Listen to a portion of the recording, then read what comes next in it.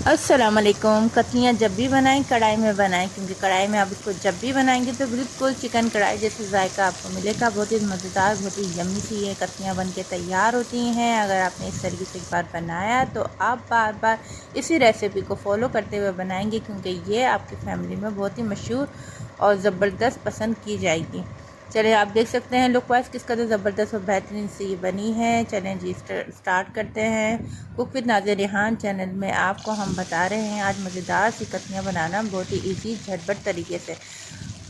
1 cup oil डाल दिया है। ऑयल डालने के बाद हमने लिए हैं 3 अदद मीडियम साइज़ के आलू। उनको हमने गोल स्लाइस में काट के डाल दिया है और इसको हम 5 मिनट तक लाजमी फ्राई करेंगे, क्योंकि आलू थोड़ा सा ऑयल में फ्राई होते हैं तो अच्छा सा टेस्ट आता है। अब हम इसमें ऐड किया है सफ़ेद ज़ीरा हाफ़ टी स्पून, कुटा हुआ धनिया 1 टीस्पून, हल्दी हाफ़ टी स्पून, कुटी हुई लाल मिर्चें 1 टीस्पून, और इसमें जो हमने ऐड किया है वो करा है पिसा हुआ धनिया हाफ़ टी स्पून।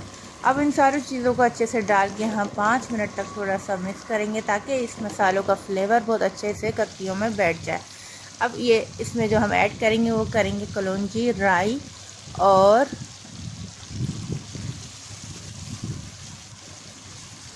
अजवाइन डालेंगे। तीनों चीज़ों को हमने थोड़ा थोड़ा सा लेना है, तकरीबन 2-2 चुटकी हम तीनों चीज़ें डालेंगे। अब इसमें हमने ऐड कर लिया है 2 अदर टमाटर को हमने बारीक बिल्कुल स्लाइस में काटा था।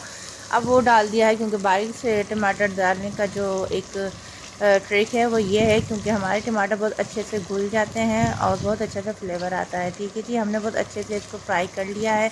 बहुत ही मज़ेदार से ज़बरदस्त झटपट से हमारे आलू जो हैं वो आलू की कतलियाँ तैयार हो चुकी हैं।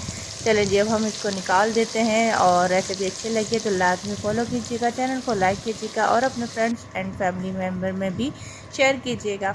और हाँ जी, सब्सक्राइब तो ज़रूर कीजिएगा, ताकि हमारे आने वाली आगे की रेसिपीज़ आप तक बआसानी पहुँच सकें।